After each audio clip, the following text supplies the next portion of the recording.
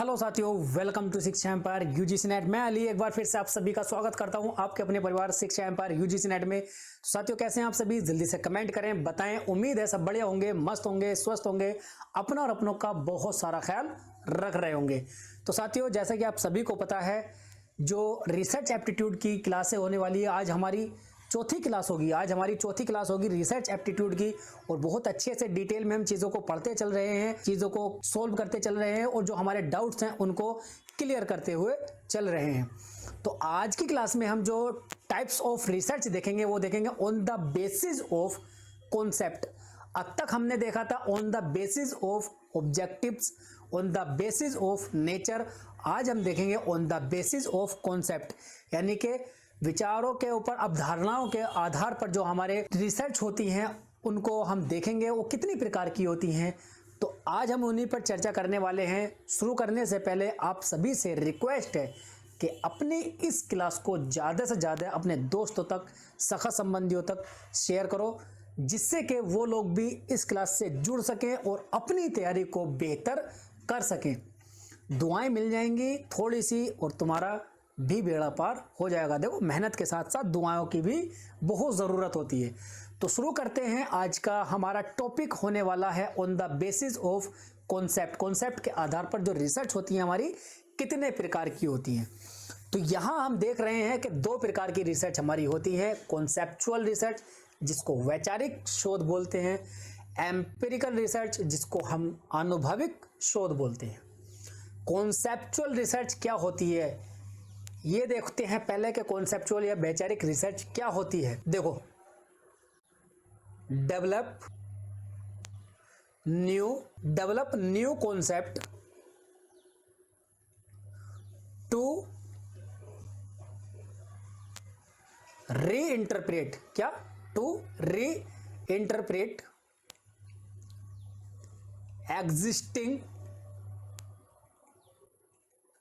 Existing concept.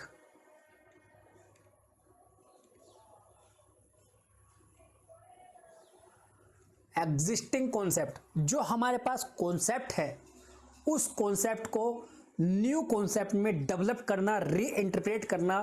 ठीक है, तो इसमें क्या होता है, बेसिकली इसमें क्या होता है कि हम विचारधाराओं के ऊपर, विचारों के ऊपर या अवधारणाओं के ऊपर एक कॉन्सेप्ट निकाल देते हैं। ठीक है, एक कंक्लूजन निकाल देते हैं। ऐसा कंक्लूजन या कि ऐसी रिसर्च जिसका जो कंक्लूजन निकलता है उसका हम रियल लाइफ में एक्सपेरिमेंट नहीं करके देख सकते। ऐसी रिसर्च जिसके कंक्लूजन का हम अपनी रियल लाइफ में एक्सपेरिमेंट नहीं करके देख सकते, उसको हम कॉन्सेप्चुअल रिसर्च कहते हैं। सिर्फ उसका कॉन्सेप्ट हमारे लिए मायने रखता है या वैल्यू रखता है, उसका जो एक्सपेरिमेंट होता है वो उस पर ध्यान नहीं दिया जाता, उसको रियल लाइफ में हम एक्सपेरिमेंट नहीं कर सकते।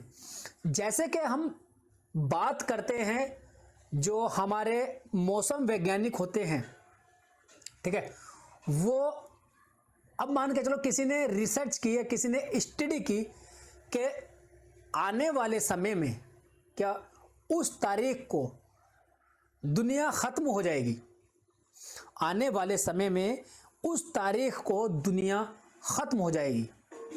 अब ये एक कॉन्सेप्ट दे दिया ना कि हाँ, उन्होंने अपनी जानकारी के अकॉर्डिंग, अपनी कॉन्सेप्ट के बेस पर, अपनी इंफॉर्मेशंस के बेस पर, अपनी नॉलेज के बेस पर एक इंफॉर्मेशन दी, एक कंक्लूजन बताया कि उस तारीख को दुनिया खत्म हो जाएगी। अब इस कंक्लूजन को क्या रियल लाइफ में एक्सपेरिमेंट करके देखा जा सकता है? बताओ, एक्सपेरिमेंट करके देखा जा सकता है क्या? अगर उसको हम एक्सपेरिमेंट कर सकते हैं तो पहले तो दुनिया को खत्म ही करना पड़ेगा ना। एक्सपेरिमेंट में दुनिया खत्म हो जाएगी तो जो हमारा कंक्लूजन है उसका कैसे पता चलेगा कि हाँ वो कंक्लूजन सही था या गलत था? तो दुनिया तो पहले ही खत्म हो जाएगी। तो एक्सपेरिमेंट अपनी रियल लाइफ में उनका नहीं कर पाते। ऐसे रिसर्च जिसका जो हम कंक्लूजन निकालते हैं, ऐसी रिसर्च जिसका हम कंक्लूजन निकालते हैं और उस कंक्लूजन को या उस इंफॉर्मेशन को अपनी रियल लाइफ में एक्सपेरिमेंट नहीं करके देख सकते। उसको हम कॉन्सेप्चुअल रिसर्च कहते हैं। जैसे कि मान के चलो, एक और एग्जांपल आता है इसका, कोई अपनी स्टडी अपनी नॉलेज के अनुसार आधार पर कह दे कि कल को 4 बजे बारिश होगी, कल को 4 बजे बारिश होगी, तो क्या आज जो कंक्लूजन निकला है उनकी रिसर्च का, तो क्या आज उसको एक्सपेरिमेंट करके देखा जा सकता है कि पहले आज हम देख लें कि बारिश कल को होगी या नहीं? आज हम एक्सपेरिमेंट करके देख लें कि कल को बारिश होगी या नहीं। तो ये सब क्या है? ये कॉन्सेप्चुअल रिसर्च है। कोई ऐसी घटना जो अभी या जो वर्तमान में घटित ही नहीं हुई हो, ऐसी कोई बात या ऐसी कोई घटना या इंसिडेंट कोई अभी जो घटित ही नहीं हुआ हो, उसके बारे में बताना, उसके बारे में जानकारी देना या उसके बारे में इंफॉर्मेशन देना, वो हमारी कॉन्सेप्चुअल रिसर्च होती है, जो फ्यूचर में होने वाली है लेकिन अभी हुई नहीं है। जो घटना अभी फ्यूचर में होने वाली है लेकिन अभी वर्तमान में या प्रेजेंट में नहीं हुई है, उसको हम कॉन्सेप्चुअल रिसर्च बोलते हैं। समझ में आया? बुझाया? बोलो, बुझाया या बुझ गया? बताओ जल्दी। कॉन्सेप्चुअल रिसर्च बुझा गई या बुझ गई? बताओ। आगे देखते हैं, आगे है हमारी एम्पेरिकल रिसर्च। एम्पेरिकल रिसर्च यानी कि अनुभविक रिसर्च। इसको हम एक्सपेरिमेंट, अपनी रियल लाइफ में एक्सपेरिमेंट कर सकते हैं। जो हमारी एक्सपेरिमेंटल रिसर्च होती है वो भी एम्पेरिकल रिसर्च का एक पार्ट होती है। जो हमारी एक्सपेरिमेंटल रिसर्च हमने पढ़ी थी ऑब्जेक्टिव्स के आधार पर, वहाँ जो एक्सपेरिमेंटल रिसर्च है वो भी हमारी एम्पेरिकल रिसर्च का एक पार्ट होती है। ठीक है, तो हमारी ये दोनों हो गई on the basis of concept, conceptual research और एम्पेरिकल रिसर्च, दोनों समझ में आ गई। एक ऐसी रिसर्च जिसको हम अपनी रियल लाइफ में एक्सपेरिमेंट नहीं कर सकते, एक ऐसी रिसर्च जिसको हम अपनी रियल लाइफ में एक्सपेरिमेंट कर सकते हैं। बात क्लियर है? कंफ्यूजन तो नहीं है? आगे चलें, चलो। अब आती है एक्शन रिसर्च। इसको उसमें मत जोड़ देना, on the basis of concept, ये अलग है। ठीक है, ये अलग है, सभी से अलग है। ये कॉन्सेप्ट, एक्शन जो रिसर्च है यानी क्रियात्मक शोध, it is a on going process, it is a on going process. Research होने के बाद, ऑन गोइंग मतलब जब रिसर्च हो जाती है, रिसर्च होने के बाद में जब उस रिसर्च को हम प्रोसेस में लाते हैं, एक बड़े पैमाने पर प्रोसेस में लाते हैं, या उसका प्रोडक्शन जब हम करते हैं, कोई दवाई बनाने के लिए जो हमने रिसर्च की, हमारी रिसर्च सक्सेसफुल होने के बाद में जब हम उस रिसर्च को, उस दवाई को प्रोसेस में लाएंगे, प्रोडक्ट बनाने में लाएंगे, प्रोडक्शन में लाएंगे, उस समय में हमें एक्शन रिसर्च करनी होती है। अब एक्शन रिसर्च करनी होती है का ये मतलब ये नहीं कि करनी ही होती है। एक्शन रिसर्च जो मैंने एक वर्ड बोला कि करनी होती है, इसका मतलब ये नहीं कि करनी ही होती है, कंपलसरी है। ये कब करनी होती है? जब हमारी जो रिसर्च थी, जो हमारी रिसर्च में जो हमारी एक्सपेक्टेशंस थी, जो हमारा रिजल्ट बनकर आया था रिसर्च सक्सेसफुल होने के बाद में, और हम उस सक्सेसफुल रिसर्च को बड़े पैमाने पर जब हम लेकर आते हैं, हम प्रोसेस में लेकर आते हैं, उसको प्रोडक्शन में लेकर आते हैं, और वो जो एक्सपेक्टेशन वाला रिजल्ट हमारा, वो यहाँ पर नहीं मिल पा रहा, वो रिजल्ट यहाँ प्रोडक्शन में नहीं मिल पा रहा। अब वो रिजल्ट जब प्रोडक्शन में नहीं मिल पा रहा तो क्या करना पड़ेगा?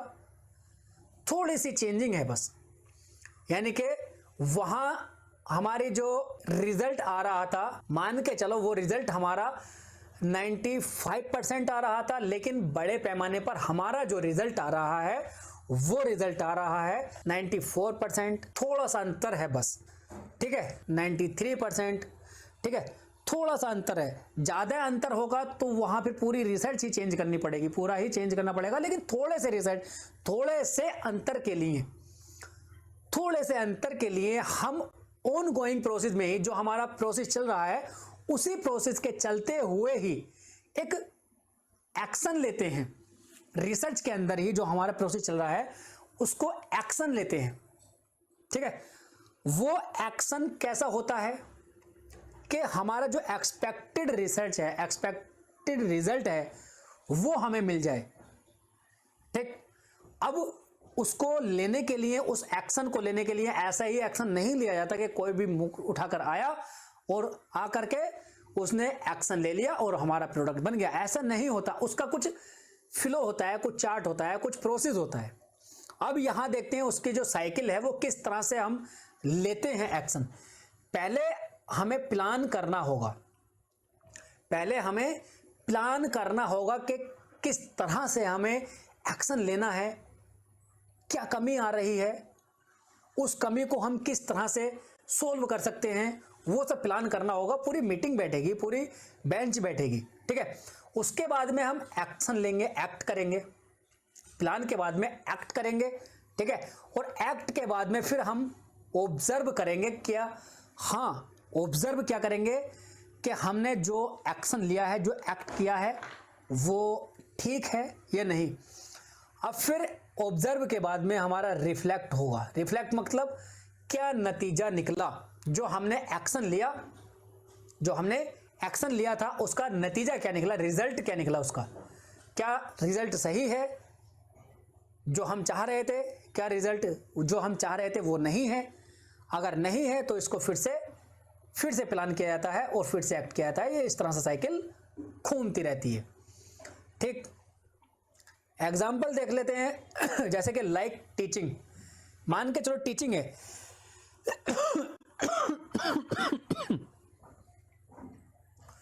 टीचिंग है।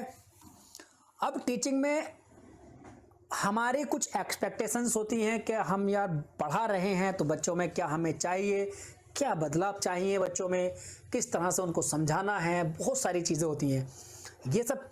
ये सब सोच करके जब हम बच्चों को पढ़ाते हैं और वो चीज़ हमें नहीं मिल पाती, जो बदलाव हमें चाहिए था बच्चों में वो बदलाव नहीं हो पाता, ठीक है। कुछ में कुछ सीख रहे हैं, कुछ नहीं सीख रहे। तो हमारा जो मोटिव होना चाहिए वो हर एक बच्चे को सिखाना होना चाहिए।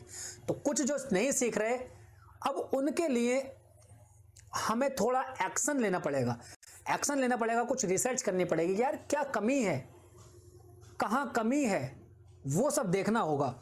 तो पहले प्लान करेंगे, हम अपने टीचिंग को सुधारने के लिए प्लान करेंगे, फिर उसमें फिर से अब प्लान करा हुआ फिर से एक्ट करेंगे, क्लास में जाकर के टीच करेंगे, फिर ऑब्जर्व करेंगे और फिर उसके बाद में रिफ्लेक्ट होगा कि नतीजा क्या निकला, ठीक है। ऐसा ही हम प्रोडक्शन कंपनी में देखते हैं, जो फैक्ट्री होती है, जो मैंने अभी बताया था प्रोडक्शन में, तो ये सब वहीं होते हैं। तो एक्शन रिसर्च भी उम्मीद करता हूँ बहुत अच्छे से समझ में आ गई होगी। क्लास कैसी लगी कमेंट करके जरूर बताना। आज हम अपनी क्लास को यहीं वाइंड अप करते हैं, ठीक है। और अगली क्लास में हम आगे देखेंगे पॉजिटिविज्म एंड पोस्ट पॉजिटिविज्म, ठीक है। तो आज की क्लास हम यहीं तक रखते हैं। को क्लास कैसी लगी कमेंट करके जरूर बताना, लाइक शेयर सब्सक्राइब जरूर करना और अपने दोस्तों तक इसको साझा करना बिल्कुल मत भूलना। सब्सक्राइब करके रख लो, घंटी दबा लो, जिससे कि सारी नोटिफिकेशन तुम्हारे पास तक पहुंचती रहें। मिलते हैं अगले सेशन में, तब तक के लिए हंसते रहें, मुस्कुराते रहें, अपनों और अपनों का बहुत सारा ख्याल रखें। धन्यवाद, टेक केयर, बाय, जय हिंद।